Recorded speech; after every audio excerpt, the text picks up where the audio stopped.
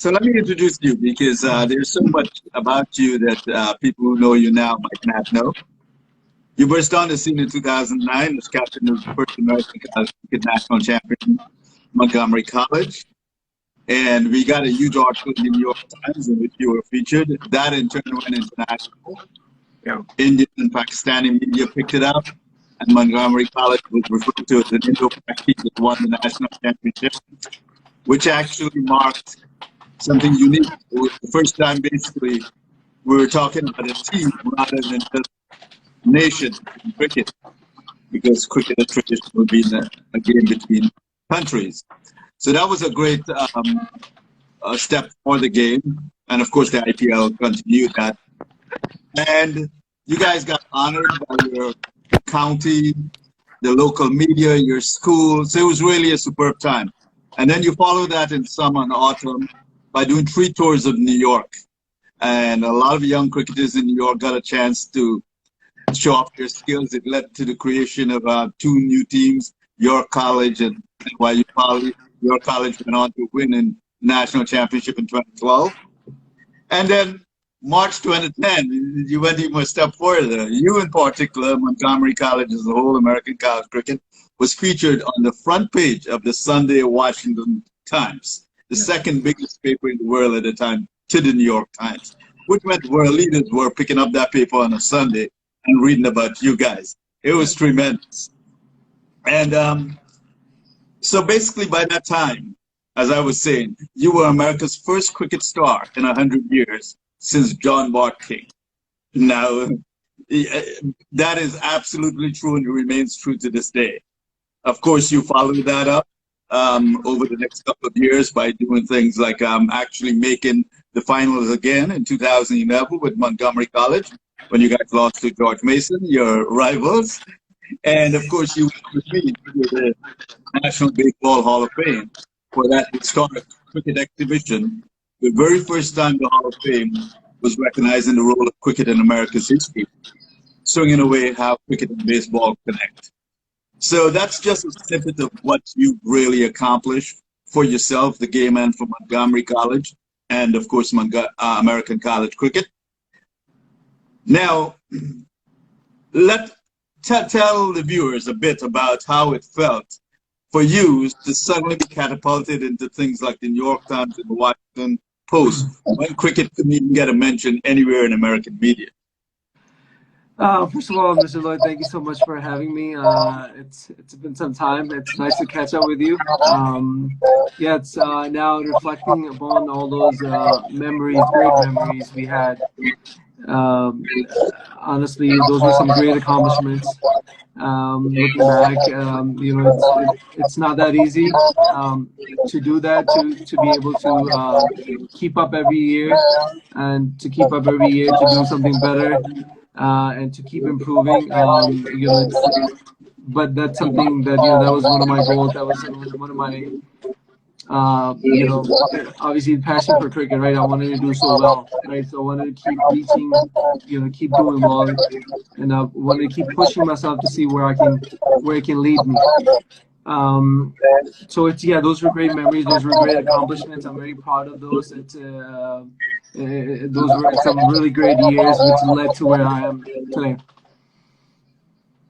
And of course, one of the things that has kept you going from even then to now, of course, is your fitness. Even from then, you were heavily devoted to fitness. Tell us a little bit about that, especially over the past year or so when cricket has been, you know, minimal. Yes. Yeah, fitness is something I always took it seriously. I always highlighted. I wanted to make sure that, because the goal was to play really competitive cricket, or the highest level of cricket that I can possibly play in the USA. And I knew if I wanted to do that, I really have to be among the best in the USA. And that was my goal. That was, I always knew that I could be among the best, but I wanted to make sure that I was doing my homework. I was making sure that off the field, I was going to the gym. I was going to the field. It used to be with group of friends, but then it got to a point where I was like, you know what?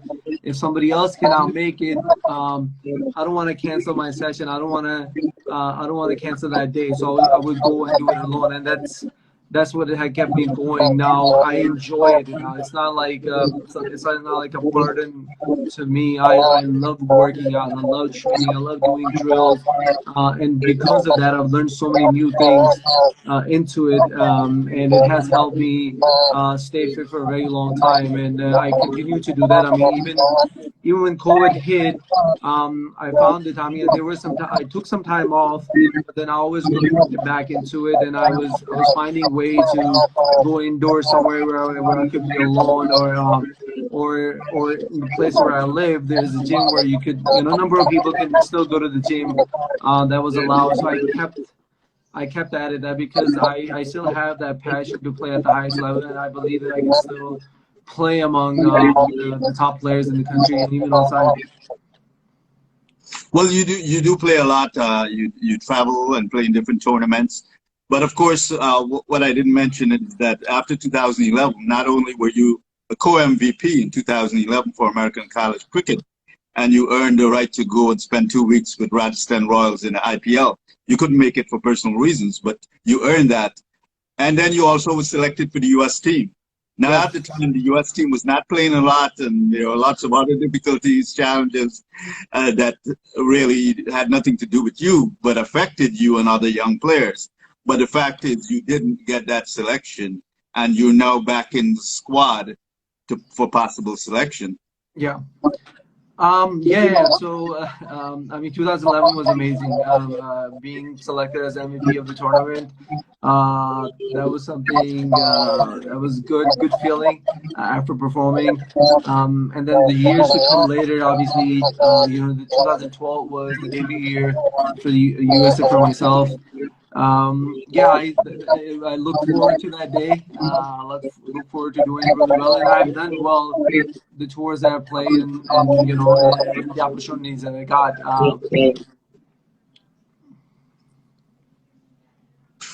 Now we're in a different phase now in cricket in the U.S. And tell us what's the newest thing on the horizon for you. A lot of things are happening. Obviously, very busy schedule in terms of club cricket. Then beside that, we all know the minor league is taking off July 31st. So it's nice to be part of the DC Hawk, which is the minor league team in DC. So a lot of preparation is going into all this. So I'm quite busy. Looking forward to the season. It's going to be very packed schedule for a month and a half. And then obviously the goal is to get into the major league team, which I believe that I can obviously make that happen. But I want to make sure that I keep up with everything. But yes, very, very busy schedule. A lot of just finished up playing like maybe 4 tournaments already on these over the holidays weekend. So really, really busy schedule. But I'm keeping myself fit, keeping myself busy, so so I can keep going. Well, I've noticed since I got to know you in 2009 that not only did I say then that you were the best T20 cricket player in the country, but also your approach to the game was very professional. Your fitness and everything else, you were on point. Really, you were one of the early players that I saw having a professional approach, which to me is most important before you actually become a professional where you're paid. Having a professional approach is a key. And it's great to see you keeping that up over the years and hopefully getting the rewards. Absolutely. No, I mean, over the years, I've learned, right, how to go about, keeping myself fit, staying disciplined, and balancing my schedule so I can play and then travel and then, and obviously be with the family and then hold a full-time job as well, which, it's something that you have to, you still have to work, right? So, but it's something that I've over the years learned, and I'm still do my best at it, just making sure that that I can have enough on the plate and I can definitely do it.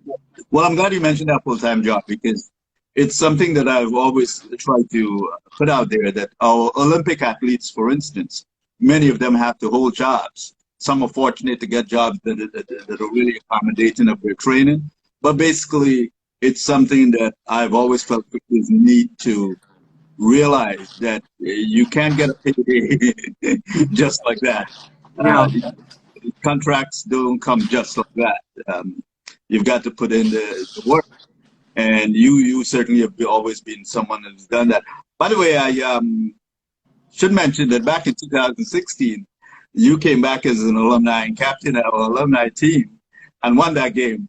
Yes. So that's also awesome to have you back doing that.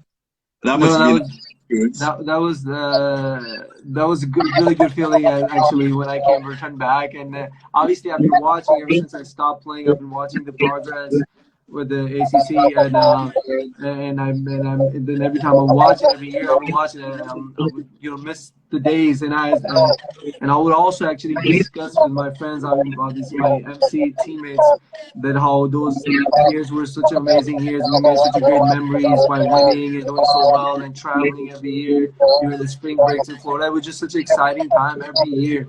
We look forward to it, and we made sure that we're there, and we wanted to do well. Yeah, so it was good coming back. It brought back a lot of memories playing in the stadium, and Vinny was icing on the cake, so it was good.